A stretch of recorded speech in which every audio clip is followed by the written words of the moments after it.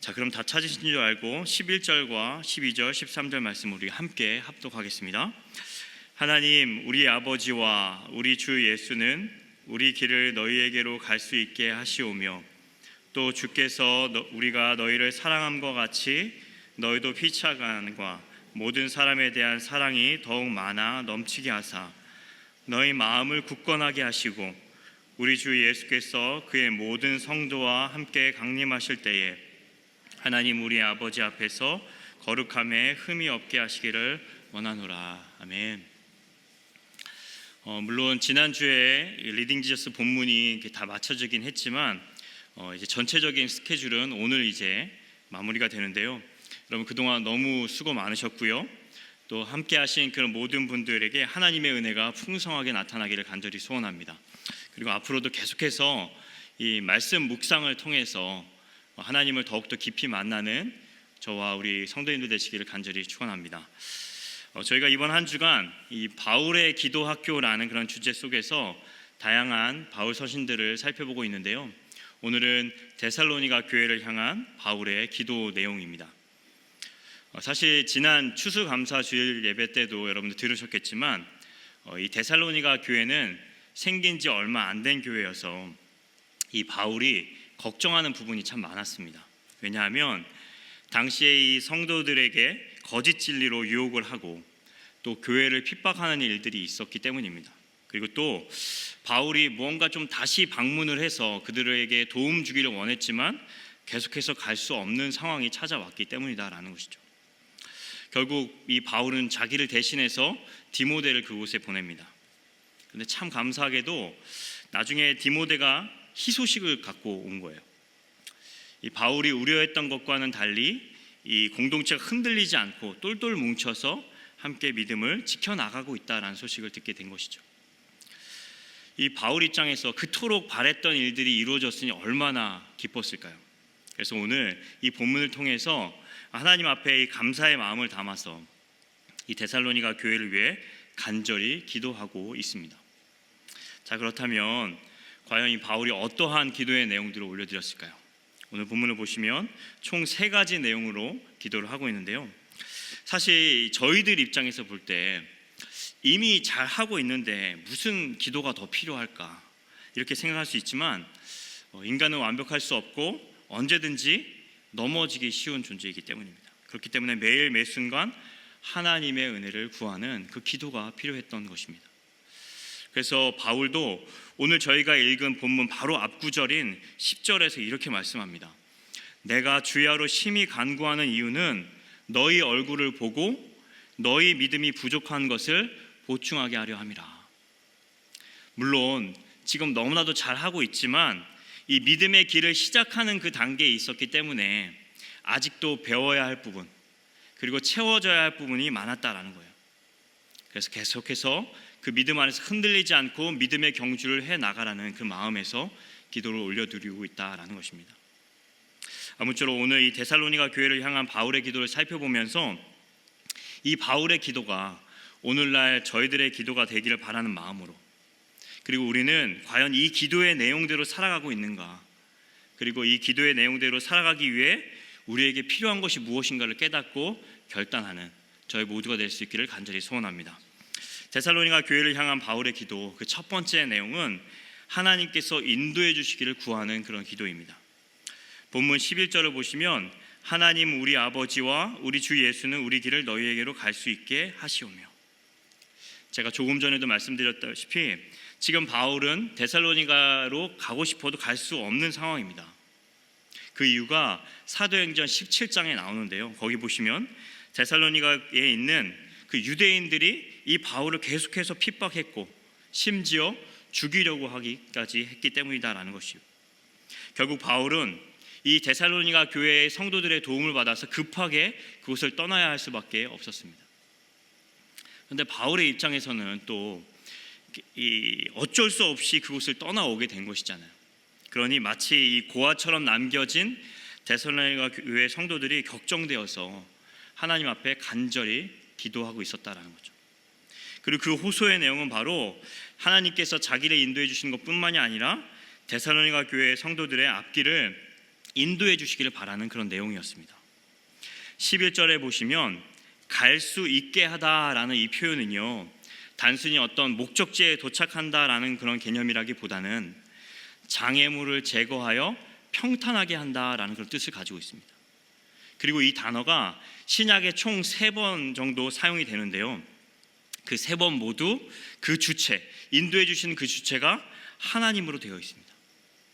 여러분, 이것이 무엇을 뜻하는 걸까요? 바로 우리의 길을 평탄하게 인도해 주시는 분은 오직 하나님 한 분뿐이다라는 것을 고백하는 내용이다라는 것이죠. 그래서 지금 이 바울의 기도는요, 단순히 자기가 이 데살로니가의 땅을 밟게 해달라는 그런 의미라기보다는 비록 그 가는 길이 평탄하지 않고 수많은 어려움과 장애물들이 뒤따르게 된다 할지라도 그곳에서 하나님의 전적인 인도하심을 바라는 그런 기도였다라는 것이에요. 자신의 뜻이 이루어지기를 바라기보다는 하나님의 인도하심을 깨닫고 언제나 그 뜻에 신뢰할 수 있기를 바라는 그런 간구의 내용이었다라는 것입니다. 여러분, 바울은요, 과거에 자신의 뜻을 이루지 못하고 거절당한 경험이 있었습니다. 그가 아시아에서 복음을 전하기를 원했지만 성령께서 그 길을 막으시고 선교의 방향을 유럽으로 돌리게 해주셨죠. 솔직히 당시에는 이해가 안 되고 이 거절을 당했기 때문에 굉장히 심적으로 힘들었겠지만 결국 이 경험을 토대로 사람이 제 아무리 자기의 길을 계획할지라도 그 걸음을 인도하시는 분은 하나님이시구나라는 사실을 얻게 되었습니다. 그 깨달음을 얻게 되었다는 거예요. 비록 자신의 계획이 틀어진 것은 너무나도 가슴 아픈 일이었겠지만 가장 좋은 길로 인도해 주시는 그 하나님을 신뢰하는 소중한 계기가 되었다라는 것입니다. 그러한 점에서 오늘 이 바울의 기도는 그동안 자신을 인도해 주시는 하나님께서 이번 이 데살로니가로 가는 여정도 인도해 주시도록, 그리고 이미 그곳에서 신앙생활을 하고 있는 성도들의 삶을 계속해서 인도해 주시도록 간절히 기도한 내용이었다라는 것입니다. 여러분, 저희에게도 이러한 바울의 그런 모습이 있기를 간절히 소원합니다. 우리가 항상 무언가를 계획해야 할 때가 있죠. 그리고 우리의 생각에는 그 일이 너무나도 쉬워 보이고, 그리고 우리의 생각대로 빨리 그 일을 처리하는 것이 더 지혜롭다고 여겨질 때가 있습니다. 그러나 그럴지라도 가장 먼저, 그리고 겸손히 하나님의 인도하심을 먼저 구하는 저희들이 되기를 간절히 소원합니다. 그리고 우리 교회가 이 사람의 뜻대로 그리고 인간적인 방법으로 나아가는 교회가 아니라 오직 하나님의 인도하심을 구하고 그 선하신 뜻을 날마다 신뢰할 수 있는 교회 될 수 있도록 그렇게 기도하는 저희 모두가 될 수 있기를 간절히 축원합니다. 데살로니가 교회를 향한 바울의 기도 두 번째 내용은 그들 가운데 사랑이 넘쳐나기를 위한 기도였습니다. 여러분, 12절 말씀 우리 함께 한 목소리로 읽겠습니다. 또 주께서 우리가 너희를 사랑함과 같이 너희도 피차간의 모든 사람에 대한 사랑이 더욱 많아 넘치게 하사. 여러분, 여기서 이 사랑이 넘친다라는 것이 무엇을 뜻하는 걸까요? 바울은요, 앞에서 언급한 이 데살로니가전서 1장 3절에서 사랑의 수고라는 그런 표현을 사용합니다. 즉, 이 사랑의 수고란 행함이 뒤따르는 것을 이야기한다라는 것이죠.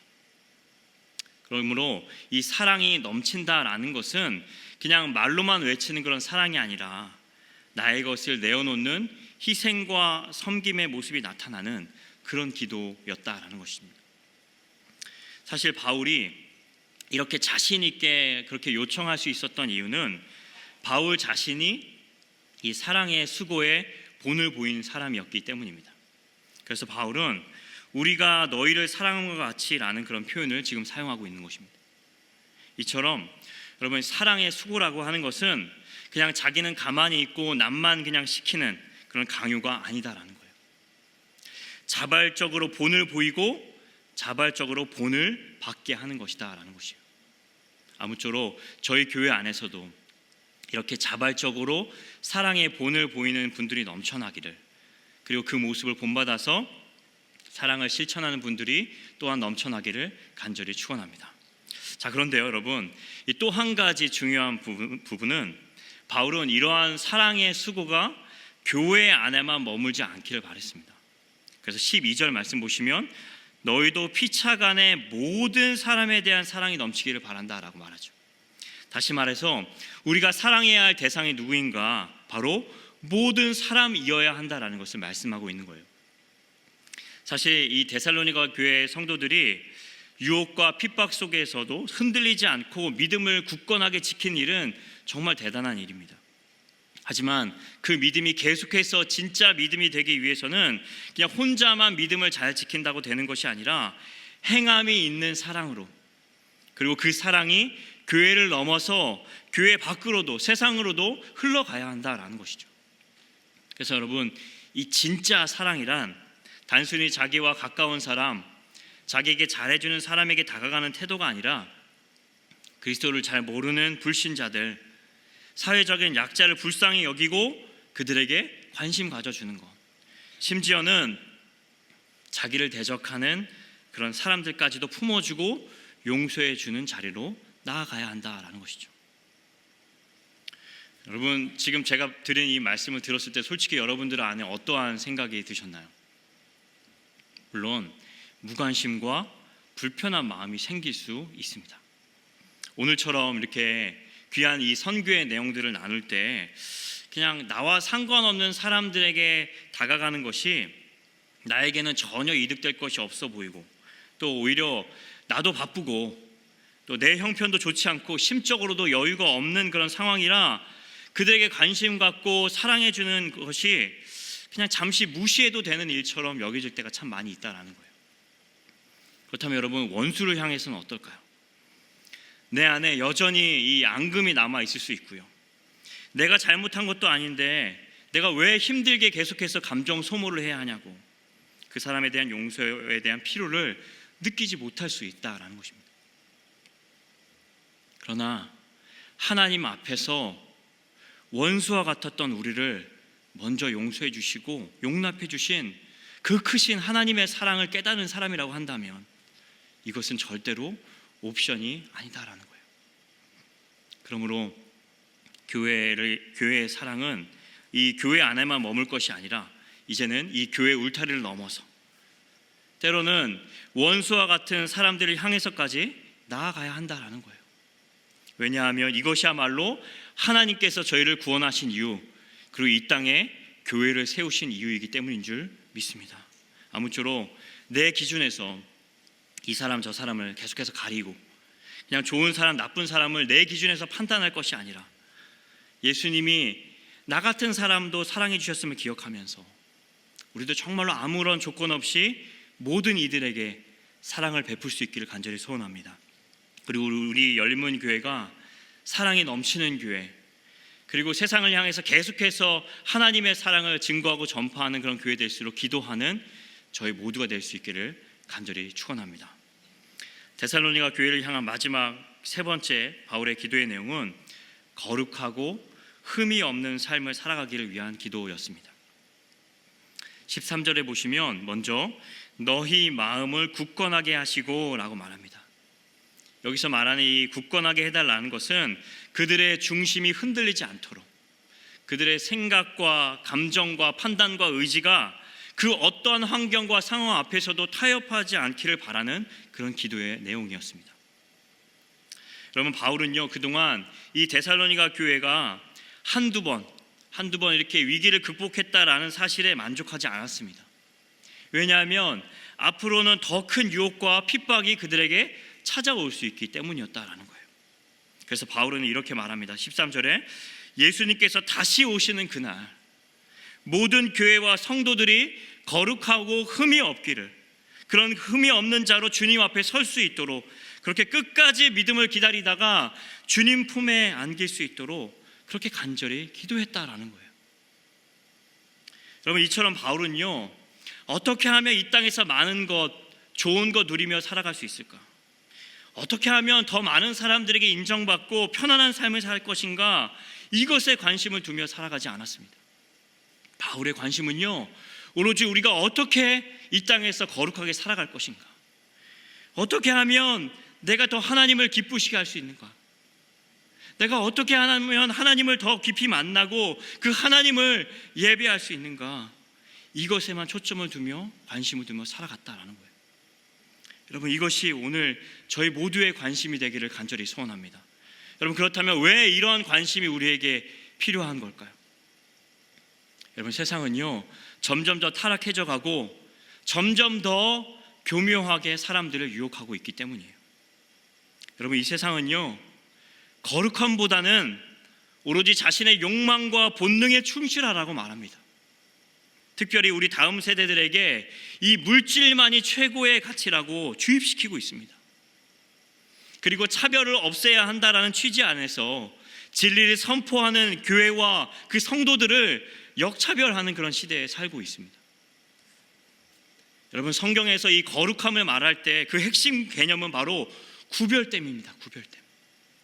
그렇기 때문에 우리가 우리의 삶 속에서 의도적으로 구별되려는 이 노력을 하지 않는다라고 한다면 우리는 너무나도 자연스럽게 이 세상의 소리에, 그들이 만들어 놓은 이 세상의 타락한 문화에 우리는 휩쓸릴 수밖에 없다라는 것이죠. 그러므로 우리는 정신을 차리고 깨어 있어야만 합니다. 날마다 우리 자신을 하나님의 말씀 앞에 우리 자신을 비춰보고 그 기준에 따라 살아가기를 힘써야 하는 줄 믿습니다.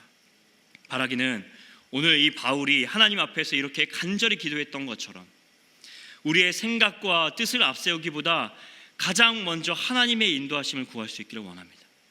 그리고 서로 사랑하기를 힘쓰며 다른 그 무언가를 구하기 이전에 하나님 앞에서 거룩하고 흠이 없는 자로 살아가기를 원합니다.